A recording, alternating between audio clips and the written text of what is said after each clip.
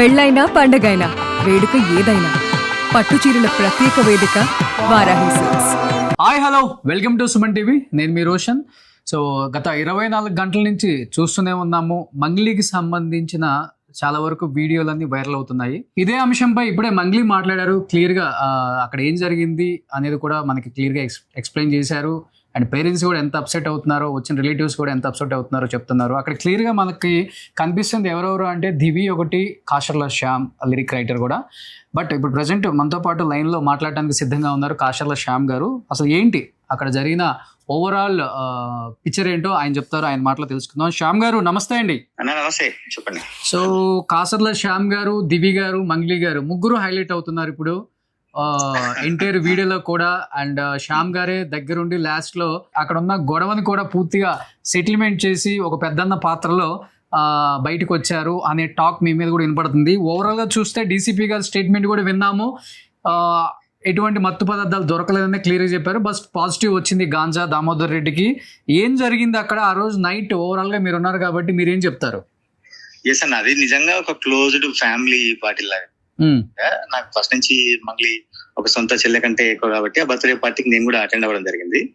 అయ్యి కరెక్ట్ గా ఆ కేక్ కటింగ్ అయ్యి ఇంకా వెళ్దాము అనుకున్న క్రమంలో వీళ్ళ రావడం, సరే అది ఇన్ఫర్మేషన్ వచ్చిందా ఏం జరిగిందో తెలియదు కానీ సరే పోలీసులు రావడము, వాళ్ళు చెప్తే నేనే దగ్గరగా ఉండి కోఆపరేట్ చేస్తాం, ఇక్కడ ఎటువంటి ఏమీ లేవు, జస్ట్ క్లోజ్ ఫ్యామిలీ పార్టీ అంతే అని చెప్పి వాళ్ళకు సహకరించి వాళ్ళు అడిగిన టెస్టులన్నీ అందరూ కొంచెం సహకరించి కోఆపరేట్ చేసేలాగా తొందరగా ప్రక్రియ ముగిసేలాగా నేను మాట్లాడి, నిజంగా వాళ్ళ ఎస్ఓటి టీం కూడా దాదాపుగా అన్న మీరు ఉండడం వల్ల చాలా తొందరగా అయిపోయింది అని కూడా అన్నారు వాళ్ళు.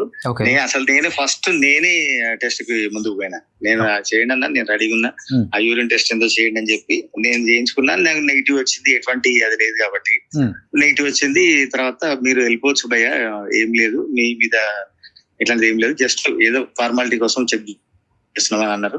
ఈ లోపు సరే దాముది పాజిటివ్ వచ్చేసరికి ఇంకా తన మీద నోటీసులు ఇచ్చి తీసుకుపోయి పోలీస్ స్టేషన్ కు ఆ ప్రాసెస్ నడిచింది. ఇంకా తర్వాత నేను వచ్చేసాను. ఓకే. సో ఆయనకి పాజిటివ్ వచ్చినప్పుడు మీరు అక్కడే ఉన్నారు? అక్కడే ఉన్నా. ఎవరికైతే టెస్టులు చేశారో అందరిలో నెగిటివ్ ఉంది, తనకు మాత్రం పాజిటివ్ వచ్చింది. వచ్చినాక ఆ ప్రాసెస్ ఏదో చేస్తాం, పోలీస్ స్టేషన్ తీసుకుపోతాం అని చెప్పి. అంటే ఎలా శ్యామ్ గారు, ఆయన బయట నుంచి తీసుకొని వచ్చి అక్కడికి ఆ పార్టీలో మీకు వచ్చి జాయిన్ అయ్యారా, లేకపోతే ఫస్ట్ నుంచి ఆ పార్టీలో ఉన్నారా? అది తెలియదన్నా, మన పార్టీలో ఉన్నారు కానీ తను అక్కడ కన్జంప్షన్ అయితే చేయలేదు ఖచ్చితంగా. ఎందుకంటే మేము అందరం కలిసే ఉన్నాము, కేక్ కటింగ్ మిగతా ప్రాసెస్ జరుగుతున్నాము, అందరం కలిసే ఉన్నాము అక్కడైతే కన్జంప్షన్ ఏమీ లేదు. బయట మరి తనకు ముందు అలవాటు ఉందా, లేకుంటే కన్జంప్షన్ బయట చేసి వచ్చాడా, లేకుంటే ఎప్పుడన్నా తీసుకున్నది ఇప్పుడు బయటపడిందా అనేది నిజంగా ఖచ్చితంగా అవగాహన లేని విషయం నాకు. అది నేను కూడా వాళ్ళని అడిగా, ఆ ఎస్ఓటి పీపుల్ అడిగా, అక్యురేట్ అన్నా ఇది అంటే ఈ టెస్ట్ ఏంటి పరిస్థితి అంటే, ఇది మీరు 15 days బిఫోర్ కన్జ్యూమ్ చేసినా కూడా చెప్పే టెస్ట్ ఇది. ఇప్పుడు మీరందరు నెగిటివ్ వచ్చిందంటే మీరందరు క్లీన్ ఇన్ గ్రీన్ అని, మీరు అసలు మీకు ఏం సంబంధం లేదు, తనకు మాత్రం వచ్చింది, అది మేము ఫర్దర్ ప్రొసీజర్స్ తీసుకుంటాము అని చెప్పారు.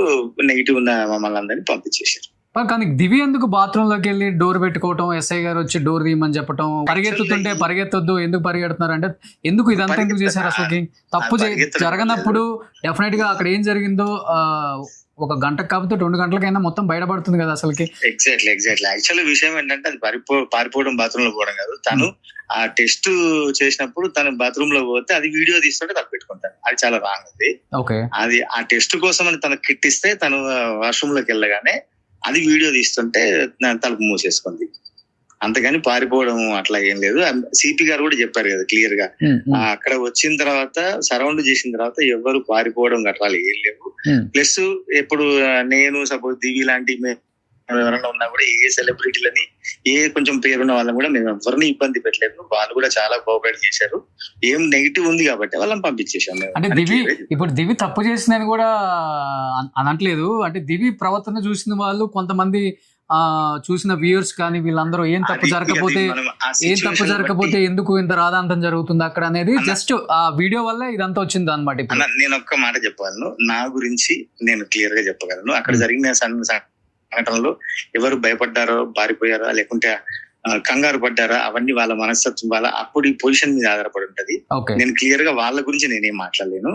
నేను క్లియర్ గా ఎందుకు మీకు ఫస్ట్ టైం నేను వచ్చి అంటే మీరు అడగగానే నేను ఎందుకు రెస్పాండ్ అయ్యాను అంటే నిన్నటి నుంచి ఎందుకు రెస్పాండ్ అవ్వలేదంటే అసలు యాక్చువల్ గా నా విజువల్స్ చూపిస్తున్నారు, నాకు ఎఫ్ఐఆర్ లో గానీ నోటీసులు ఇచ్చిన వాళ్ళ దాంట్లో గానీ ఎక్కడ గానీ నా పేరు లేదు. నేను పార్టీకి అటెండ్ అయిన మాట వాస్తవం. ఎందుకంటే ఉంది ఇప్పుడు నా బర్త్డే ఉంటది లేకపోతే మీ బర్త్డే ఉంటది, పిలుస్తారు, వెళ్తాము.